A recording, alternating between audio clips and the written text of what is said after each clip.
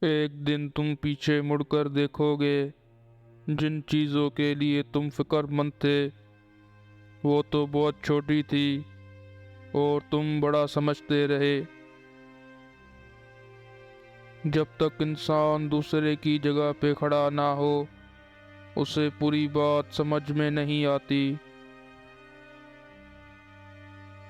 انسان لا حاصل کے پیچھے بھاگ کر کتنی لذت حاصل کرتا ہے۔ مرد کے دکھ خاموشی کو کوکھ میں جنم لیتے ہیں اور اندر ہی اندر شرائط کرتے جاتے ہیں، جبکہ عورت کے آنسو ہر طرف شور کرتے ہیں۔ کتنی نازک ہوتی ہیں لڑکیاں، پسند کا سوٹ نہ ملے تو عید نہیں مناتی، مگر ایک ناپسندیدہ انسان کے ساتھ چپ چاپ پوری زندگی گزار دیتی ہیں۔ اگر مرد ہوس کا پجاری ہیں تو ایسی عورتوں کو بھی توپ کے آگے باندھ کر اڑا دینا چاہیے۔ عورت عمر تب غلط بتانے لگتی ہے جب اس کا چہرہ اس کی صحیح عمر بتانے لگے۔ جب کبھی کوئی مرد کسی عورت کے عشق میں مبتلا ہوتا ہے تو اسے اس عورت کی بھوک مٹانے کا چسکا پڑ جاتا ہے۔ مرد کی محبت عورت کو کبھی مکمل سایہ نہیں دیتی، اس کے رویوں کی دھوپ کہیں نہ کہیں سے عورت پر پڑتی رہتی ہے۔ کبھی کبھی درست انتخاب راستے کی طوالت کو کم کر دیتا ہے۔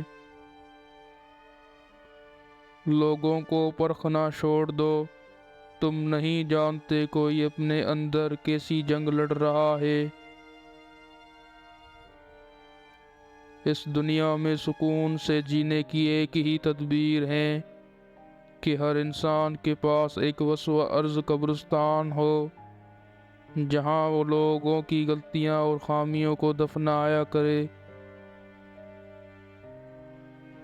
اپنے آپ کو ماضی کا قیدی نہ بناؤ، وہ زندگی کا سبق تھا، کوئی عمر بھر کی سزا نہیں۔